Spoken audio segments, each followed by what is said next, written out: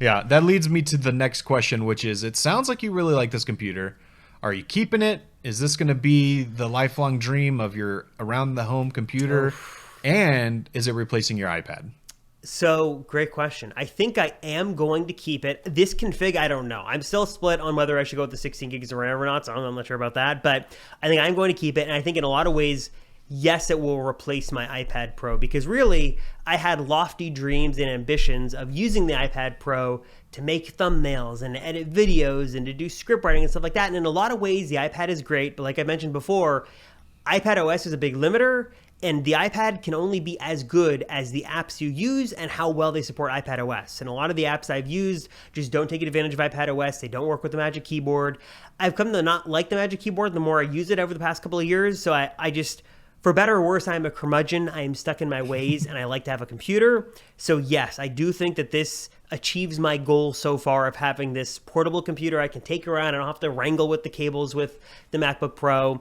And in a lot of ways, it has replaced my iPad Pro. Am I going to get rid of the iPad Pro? I don't know about that yet because I still do like to use it. I mainly use it at the gym to watch stuff on, and I use it sometimes. It's nice to have, but for the vast majority of things I was doing on the iPad Pro, the MacBook Air has certainly replaced it, and I think this fulfills my lifelong dream of having that nice portable Mac to carry around with me. So, what about you, Matt? Are you in on the MacBook Air? Or are you? I heard you might have other plans. Maybe you do a different desktop Yeah. and then keep the laptop you've got. Yeah, I mean, because for you, you don't really.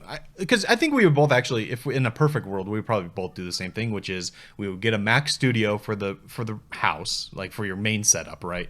And then if we had like unlimited money, then a MacBook Pro, why not? But we're not in a perfect world, so we already have the MacBook Pros sitting around. So we'll just kind of treat that as if it is a Mac Studio, and instead, for me, I've been using the iPad as my laptop, and you are now going to use the MacBook Air. So that's I mean, I'm not going to buy the MacBook Air most likely, unless I'm going to buy it for my wife at some point. But it's not going to be my computer. So there will be one around, but I don't really have a use for this computer as it sits right now, because for me, when I am on the go, a lot of the times, if I'm going to need my laptop, it's because of something that I want the power for. Like otherwise, I'm just not going to use my I'm not going to use the laptop. I'll use my phone or use an iPad or whatever else I have with me. So it makes sense for me to actually have a more powerful laptop most of the time. And the 14 inch is plenty portable for me. I love that computer. It's basically the perfect computer for me. And I don't think I'm going to do any major changes just yet. But if I do, it'll likely be a Mac Studio or I mean, I'm not in a huge rush, so I'm willing to wait to see what they do with the Mac Pro, or maybe there is this rumored 27-inch iMac. I'm perfectly fine to wait at this point. I have no real reason to, I don't need more power. I'm happy with the M1 Pro, or sorry, M1 Max. I don't need the Ultra, and I'm happy with. Well, this was another thing I was going to say. I highly suggest you try, just for fun, just so that you have the experience. I highly suggest you try a M1 iPad running iPad OS 16 and the Magic Keyboard, just to see what you think. There's a lot of things I in need to. there. I need to try it. There's a lot of things in there that are certainly more desktop like. For instance, you can right click and there's a menu that pops up just like on the Mac. You have the, what do you call it, stage manager, which gives you the different windows. Certainly different than on the Mac, but I like it. It works really well. You have the smaller scaling, so that it feels less iPad-ish and more desktop-like. And there's a bunch of little things in there that they've really improved to make it feel like a Mac, and I'm liking it a lot. So I'd say So, you got to try it out. But that's the problem, is that you have an iPad Pro, but it's not the M1 version.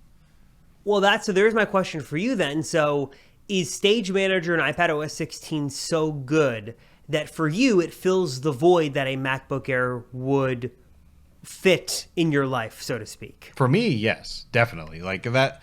But I've already been a Mac or iPad user. I've been happy with the iPad. So like for me, yeah, the Stage Manager just lets me have more windows open at the same time, so I can really multitask the way I want to, and everything else, like. Because really the reason why I can't switch to an iPad full time is because of things like Final Cut and all these more intensive programs, but that's something I wouldn't really get a MacBook Air to do either. So even though on the off chance that I need to open up Final Cut on the MacBook Air, it works, where I can't do that on the iPad. That just doesn't really happen to me very often. When I'm traveling, I always take my MacBook Pro with me anyway, because I know if something comes up, I'm going to have to use it. So it's like around the house, when I'm going to a friend's house, if I just need to take something with me real quick, the iPad's perfectly fine for me.